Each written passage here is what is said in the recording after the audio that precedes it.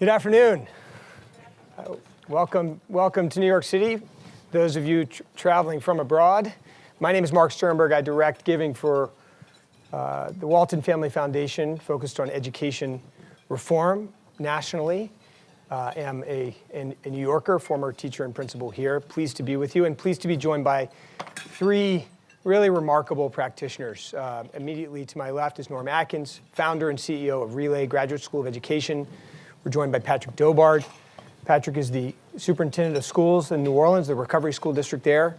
I should note, a big LSU fan, like myself, born and raised in Baton Rouge. And Kate Walsh is with us as well. Kate is the president of the National Center for Teacher Quality. We are here for a conversation about the teacher force and the leader force for the country. Do we have the teachers we need, the right pipelines of talent into our schools? And again, I think my job here is easy in that we've got a really all-star group up here to provoke us and to help us think about one of the more important questions I can think about.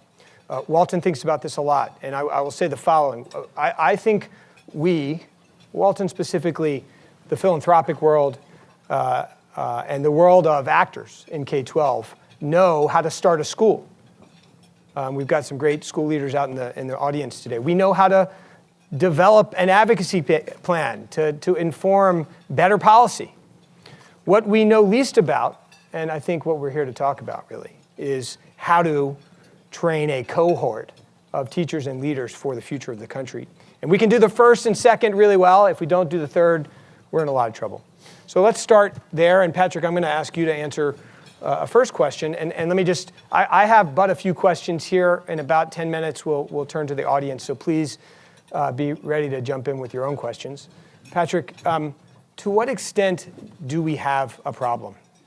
I think we have a huge problem that we're facing right now. So I'll use New Orleans as the context, and as a 25-year career educator that got my formal training in the traditional College of Ed, and now almost 26 years later, fully embraces like just totally diverse ways to train and educate our young people. I think in New Orleans in particular, before Katrina, where we had over 67% of our schools were F schools, today less than 5%. We made a dramatic turnaround post-Katrina where schools are just much more improved. We're not like the Nirvana and the Holy Grail is there or nothing like that. But we have made significant progress. And there were four things that allowed us to make the progress that we made. Quality, authorizing for charter schools. We're almost 100% charter in New Orleans. Strong accountability with autonomy given to our charter operators. The great quality teachers and leaders that we've been able to recruit and retain in the city, and fourth, a nimbleness of our system from a policy-making perspective. And on that third point, the quality teachers and leaders, we went from, again, those number of F schools to just less than 5% of schools are F schools now, and our cohort graduation rate has increased from about the low 50 percentile to about 71% now, with the highest black male graduation rate in the nation right now, a little bit above 61%. But within that, we have defined in New Orleans, we have a goal that by 2020, we'll have 50,000 quality seats for our students. Today, we're at about 20,000. And so when you think about what it's going to take for us to get to that number of 50,000 quality seats, think about the babies that are in pre-K through 12, whose lives depend on us right now. But when we say quality seat, at least a C school, and has an effect size where you can like make student growth at least 1-2 years growth within a year. And so it's a high threshold, but we see our schools are making it. In order to get to that 50,000, we need more teachers than we have. We need a pipeline that is robust, diverse, and overflowing, and people knocking down our doors that are dynamic, that are progressive, and take seriously what we always call in New Orleans the privilege of educating our young people. So if it's an urgent, what I consider urgent situation in New Orleans, I can only imagine what it is nationally. So Kate, and maybe Norm as well, is it urgent nationally? We've spent the last 25 years in this country trying to fix our schools. Some of us would argue we tried to do it before then, but there's been a concerted effort in the past 25 years to fix our schools, and we have literally tried everything from A to Z.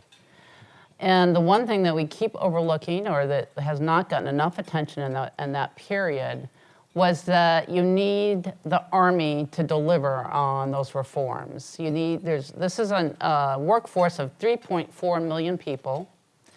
And if we're going to turn our educational system into something that is both equitable for all children and globally competitive, we have got to find a way to elevate the quality of individual who is going into the profession and then staying in the profession. And we're not doing that nearly to the degree that we need to. So I was just with a bunch of folks from Finland. Finland's about the size of Brooklyn and Queens put together. And they, like 100% of their teachers are top third college graduates. I was with people from Shanghai and Hong Kong, similar. Korea, similar. In the United States, 24% of our 3.3 million teachers are top third college graduates. And in low-income communities, the communities that Patrick is talking about, it's 11%. That's got to change. We put them through a teacher preparation or teacher development program. 70% of them are majoring in education, and so not getting a grounding in the content that they need in this particular day and age. And 2/3 to 3/4 of them feel totally unprepared for the modern classroom, and the principals ratify that by saying that they're unprepared. And then the principals in the schools are spending about 6 minutes a day, only 6 minutes a day, observing and giving feedback to teachers, despite the fact that they've been put in some of the most challenging classrooms in their first year. So it should be no surprise that half of our teachers are leaving in their first 5 years, and the most frequent number of years of teacher experience now in the United States is 1. So yes, we have a challenging situation on our hands. All right, so let's keep going with this. So you think we have a problem. We also have a complex, some of whom are in the room, of universities that are producing teachers, and they think they're doing something right. So, actually, I would argue probably most of the people in this room who even have teacher prep probably don't think they're doing it that right. I think there is a widespread acknowledgement that teacher preparation is not satisfying the needs of public schools. And even if you are inclined to let your teacher preparation program decide its own fate, I think that and there's a long tradition of that within higher ed to do so. I would argue that there is a collective judgment that's been made that teacher preparation isn't working the way it should. It's really the Wild West. If you're on the inside or the outside of teacher education, you have much the same response. This country has well over 1,400 institutions which prepare teachers. China is 4 times bigger. It has 189. So we have far too many institutions in the business of preparing teachers. And then it's almost impossible for a district to have any influence over what happens to those teachers while they're being prepared. Just for example, the country of Singapore is about half the size of New York City. It hired all of its teachers from one institution. I'm not saying that that's necessarily a good thing to have only one institution, but I will say this. The schools in Singapore very much decide what it is that those teachers should have had before they walk into a school in Singapore. New York City, the last time I checked a few years ago, they got their teachers from over 300 institutions in the United States, every state. Patrick, I want Norman to respond to this, but then maybe you can talk about the operators' experience in New Orleans. Like, given what Kate's saying about the maze here, like where are the operators looking for talent? Are they finding it? What are they turning to? But Norm, maybe respond to Kate a little bit on maybe what the incentives are that operators here of schools of education are responding to, and what you see there.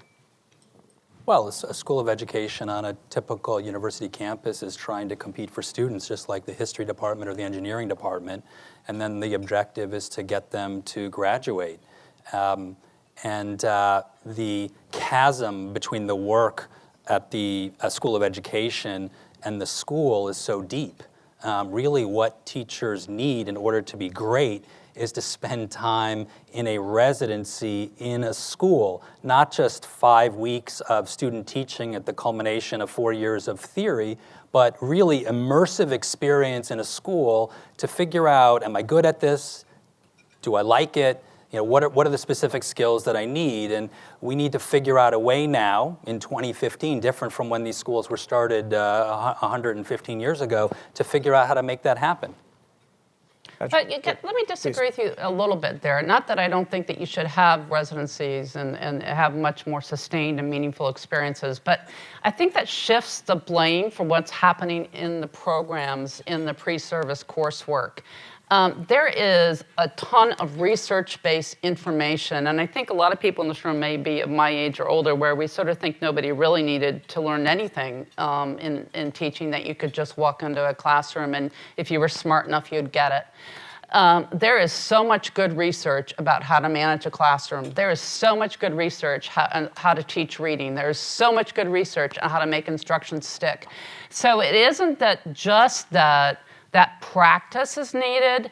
Programs are not teaching the basic content that's research-based that every teacher should have before they go into a classroom. I agree with that, but the content is stickiest when taught in the context of practical experience, when people are getting at-bats working with kids. Right. And what I'm hearing from the teachers, from CMO heads, the people on the ground, is that it doesn't have to be either or. We need a lot of ands. Yeah. Because children's lives are at stake. I'm going to keep saying that.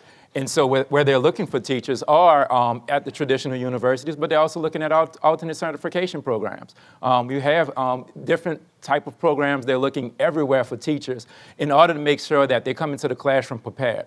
But that real classroom experience, that being able to be in something like a residency, as Noam pointed out, like the experience on the ground, and this move away from just being theoreticians and saying, well, this research shows this and that. That's fine, but we're practitioners also. So we have to figure out a way, and what they're asking schools is almost like, in a sense, like, let's humble ourselves. Let's quit being so divisive and trying to figure out who's right, who's wrong, whose theory is deepest, and whose theory is most practical in the classroom. When you have, a fifth grader who's reading behind is about 3 years behind, and you have a teacher in there that's just really struggling on how to move forward.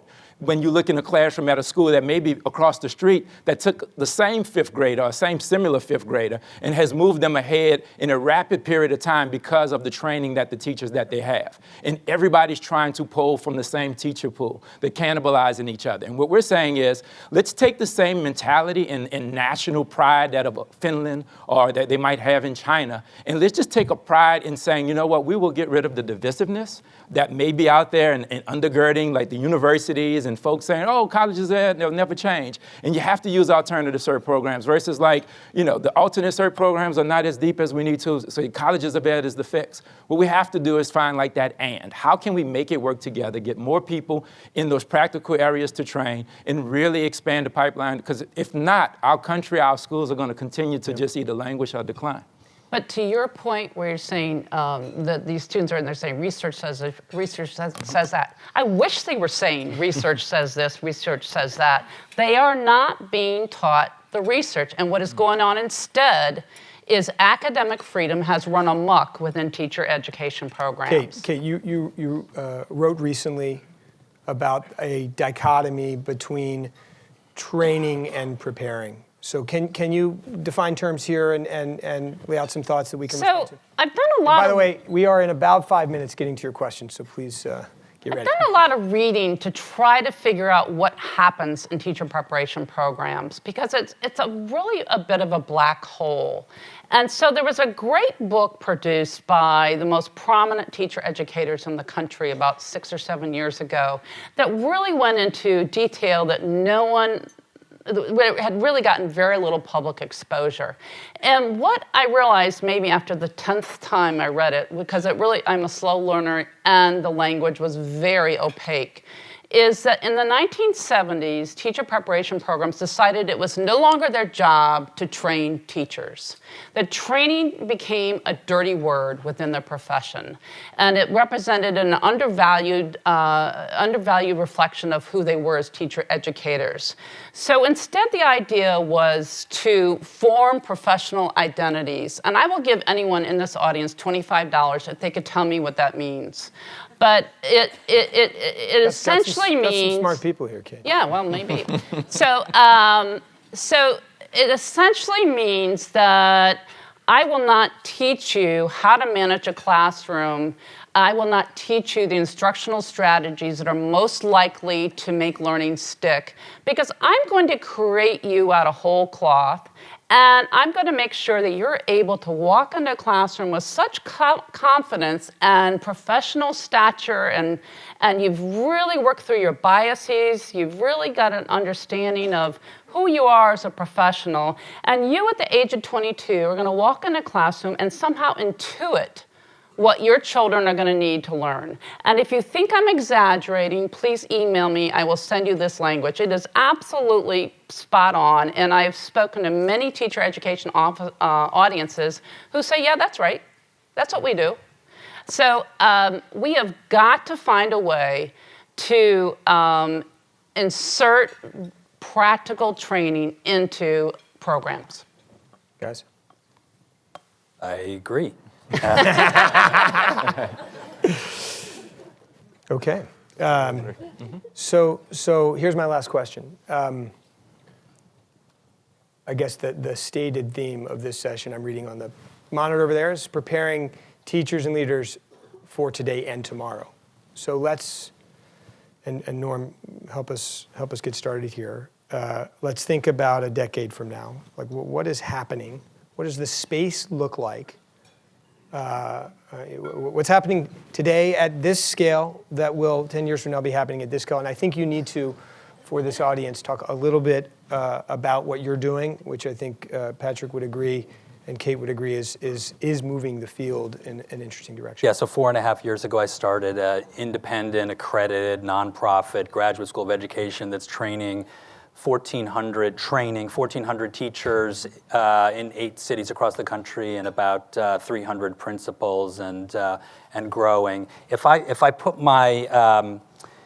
myself in the position of a dean of a school of education or a higher ed institution out there, I guess what I would do is I would be operating incredibly romantic courses for freshmen to get them interested in teaching, which is the best profession in the world. I would be creating service-based tutoring opportunities so that young people in college can start to experience what it's like to work in a school and figure out if it's a place that they want to be. I would be getting them opportunities to teach in a summer school in a low-stakes environment, and then I might be creating a residency program for people in their junior year. My daughter graduated from college recently, went to Moscow in her junior year. Why not go to Memphis and do a residency program in your junior year? I would hire as faculty members to teach teachers, not researchers, but I would hire exemplary teachers to be teaching teachers, and I would be working on teaching teachers to lead academic content rigorously, but also to teach character. And I would be building alliances with schools and move the locus of the training and the work to the schools and develop a situation like Kate described in Singapore, where schools of education are preparing people for specific schools and school districts where they're needed the most. I think it's worth hearing from each of you on this question. Yeah, I think 10 years from now, echoing all of what Norm said, and I think just putting a finer point on it, making certain that we're training more of our educators in the schools. And I think to go deeper with the faculty, maybe tied to tenure, maybe tied to like the amount of time you spend in the actual classroom setting, working with teachers, working with school leaders, that there's more of an incentive to do that in order to make sure that they have those real classroom experiences and are able to bring the theory there. And I think also too, we have to figure out ways, and I know this is going to be difficult to probably deal with, is to make the cost of college much more affordable, particularly for minority students. Because the overwhelming majority of students that we serve, and particularly in our urban areas, are going to be poor, and they're going to either be just minority.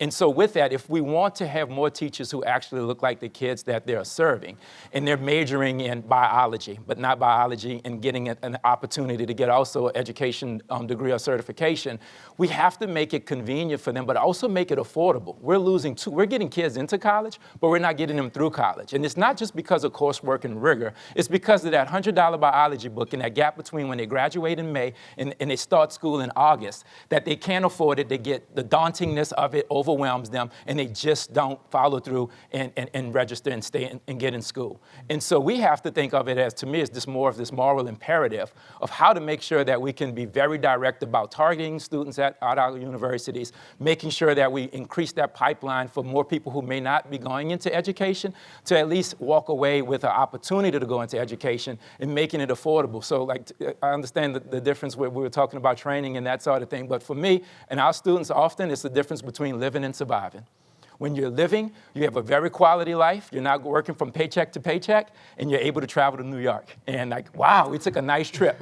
I'm used to people that's surviving. We go from paycheck to paycheck, and the trip, maybe riding about an hour down the road to Biloxi, is considered the best vacation some of our kids and their families and our educators would have in their lives. And so, to me, it's about getting that right and making sure we increase opportunities, lower costs, so more kids can benefit from their college experience. So, I think there are two steps that every institution that's represented here today that has a program might think about taking to address the most fundamental problems and what's standing in the way of teacher preparation getting better. First is we make it far too easy to get into a teacher preparation program. And we make it far too easy to get out. Those two things. And if we address those two things, I think we would see an incredible impact on the teacher workforce in the United States. There are 1 in 4 institutions which prepare teachers. They have lower standards for the teachers that are admitted than they do for their college athletes who have to satisfy NCAA requirements. That's scandalous. We also looked at the rigor of teacher preparation programs. We actually collected 500 and some from your open records departments, 550 commencement brochures, and we actually counted up who was graduating with honors. On your campuses, on 2/3 of the campuses, the difference between teachers and all the other majors on the campus was astounding. It means 50%. You were 50% more likely to graduate with honors if you were a teacher major than if all the other majors on the campus. And some of the spreads were up to 90%. So we're saying it's the easiest program to get into, and it's the easiest one to get out, and it's the toughest job anybody has. That makes no sense.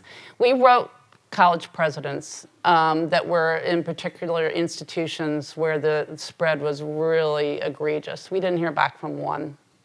I'm hoping that there were some conversations behind closed doors, but this is a problem that everyone in this room has the capacity to address. So let's turn to this room and see if there aren't some questions. I think we have a few microphones, and I'm going to start here because there's a microphone right there, and I see you guys down the middle. Yes, sir.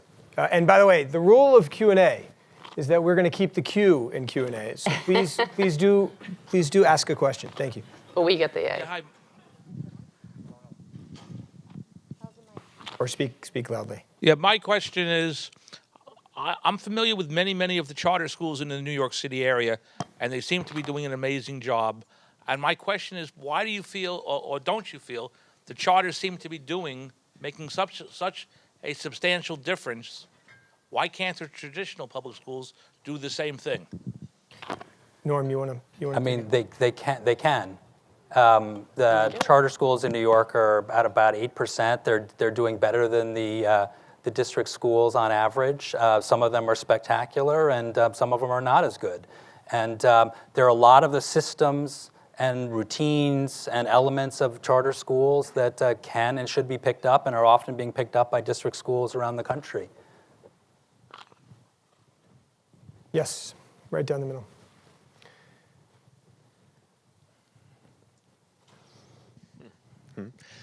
Hi. So I was hoping you could talk a little bit about the structural incentives in relation to teacher education programs as a business. Who needs to change? Because I don't think it's unreasonable to expect schools to continue to want to enroll as many customers as they can and to churn out as many graduates as they can. But someone needs to be holding them responsible. And I'm on the faculty of the University of Virginia's Curry School of Education, where our dean has been both lauded and criticized for saying that we should be held accountable for the results of our teachers that we train. The accrediting agencies don't seem to take that into account. Individual school districts have certain numbers of teachers they need to hire each year, and they have a limited pool they can hire from. So who should be changing? And any individual school, given that any individual school who on its own increases its standards may simply enroll a smaller class. So I'm a realist, and I think that the self-interest on the part of most institutions is going to be overcome any desire to sort of address this problem. For the most part, it's going to be very tough for any single institution to really to decide to admit half as many teachers as they do. So what we're doing, we think the most promising way to put pressure on higher ed, because everybody has self-interest. This is not about higher ed, this is about everybody has self-interest, is school districts.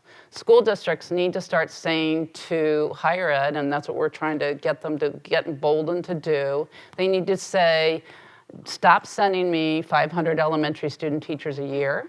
I'm not going to take that. If you want me to accept that many student teachers, you're going to have to send me some special ed. Now, it's funny because higher ed pushes back and they said, we're not going to tell students they can't become an elementary major. If they want to be elementary, they can be an elementary major. That makes no sense to me, and we don't do that in any other profession. If you look at the medical profession, when they're very tightly controlled, the kinds of doctors you can be and the available residencies to you. So I think they have. Your argument depends on schools of education understanding that school districts are and charter operators, I guess, are their clients.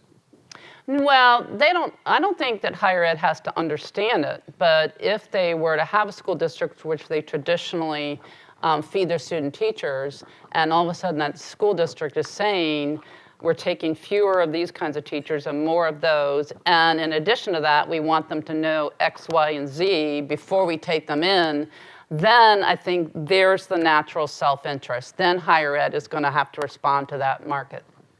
In the back. I got you down here, yep. Thank you. Where to start?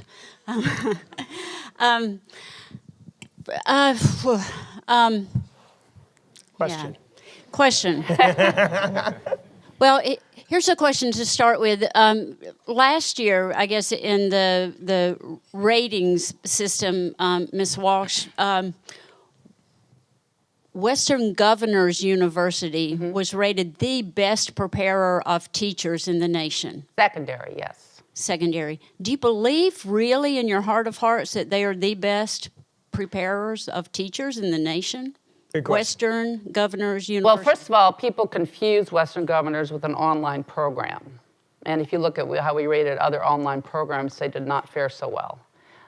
Western Governors actually does compensate for the fact that it's a competency-based program, and so when they run their student teaching program, it is done with great care and attention to what's happening on the ground with a lot of monitoring. And every bit of coursework is online in a teacher preparation program, correct? What we're looking for in our review is the content of the coursework. Okay, thank you. Next question is this. Let's make this our last question if we can. Okay. I think we have. May I give you an example of what's actually happening then, Norman, in a current teacher education program? In the form of a question. That was my question. This is what's actually happening in a major public university program.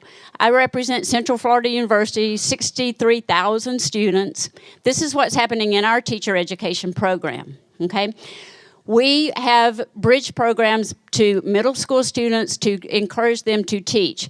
all the way from 6th grade, and we contact those students. We actually are working with a philanthropist who scholarship students from kindergarten in very low-income neighborhoods. Okay, we're starting a second relationship in a new community right now. This moment, they're building a pre-K-8 school. So we're starting with babies to do that.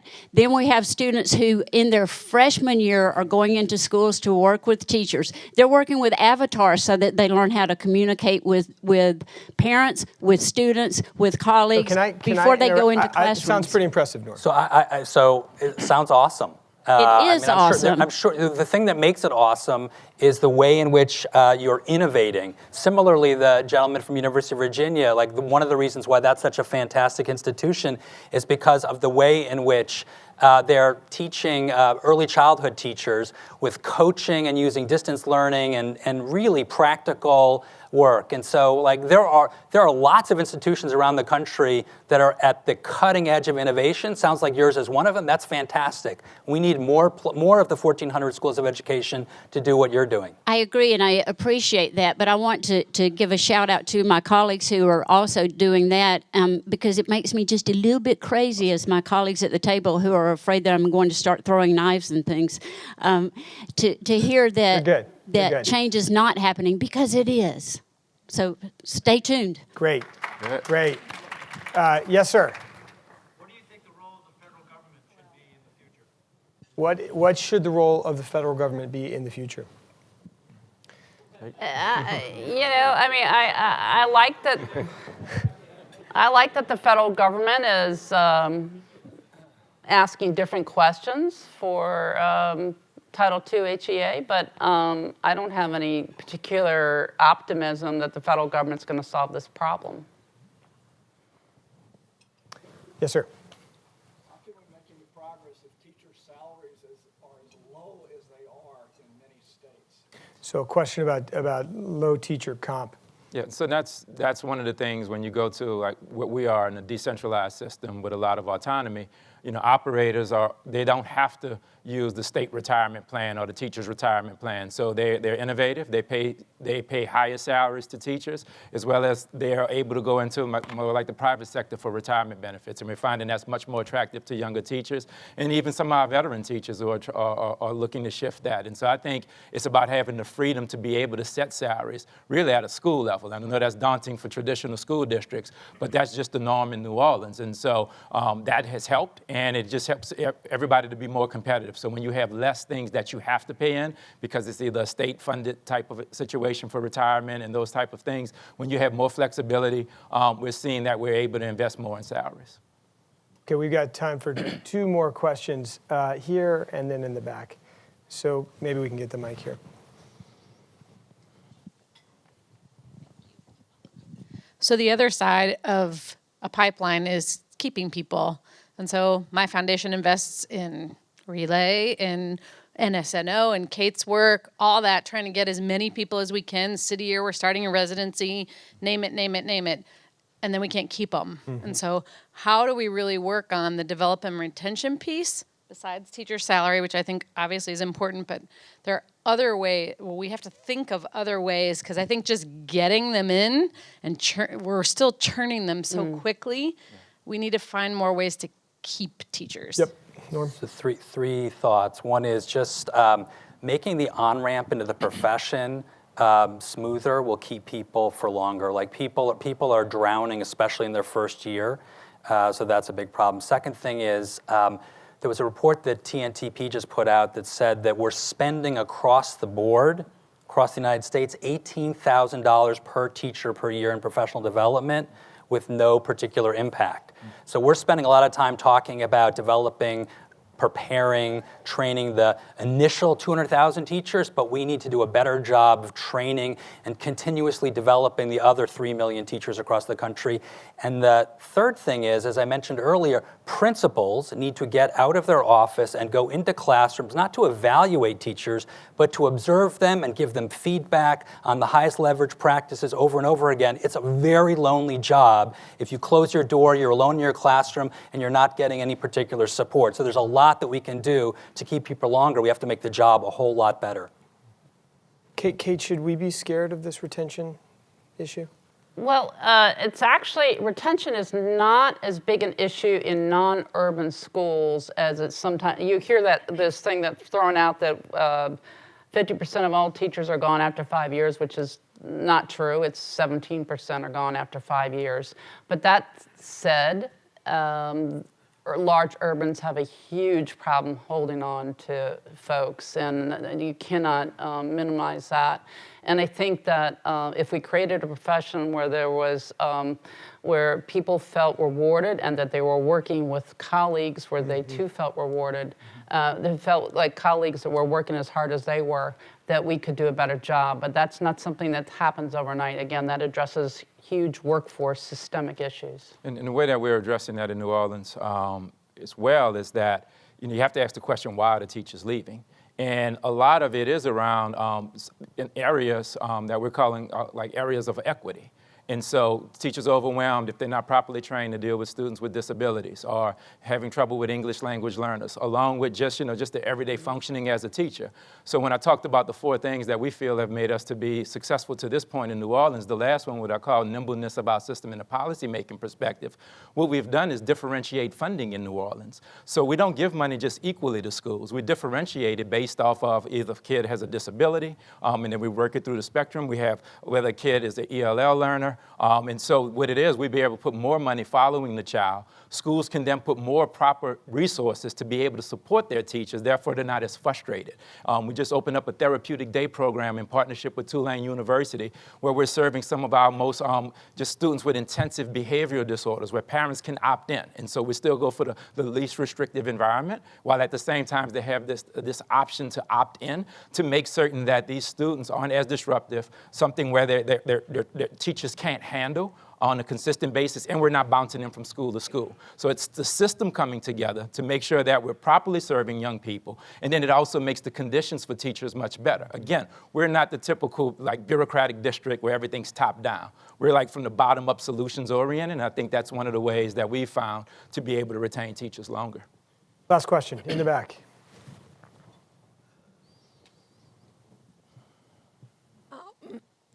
Excuse me. One of the major issues that I think you started talking about at the beginning is that the shortage of the teachers, especially in STEM majors. And I believe one of the ways to solve that would be encouraging non-traditional majors in college to become teachers like engineers. I'm a faculty in mechanical engineering department, and I have students that are interested in becoming teachers. The thing is that the current alternate route to become a teacher for an engineers, for a graduate with engineering degree, it's not easy. You need to take him to get another master's. It's a very long process. I was wondering what's your thoughts on that, bringing like non-traditional teachers into the Norm, STEM. you've done more than anybody to think about undergraduate pathways.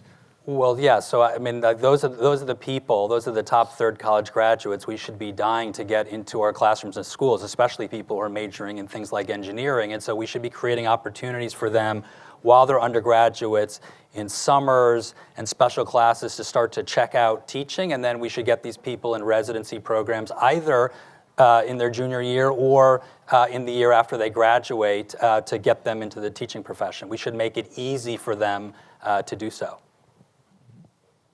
Okay. I, for one, would like to spend the next 3 hours talking to these 3 people, but I think our time has come. So thank you, guys. Thank you for traveling to be here. We want to thank the New York Times for making space for this, and thank all of you. Have a wonderful day.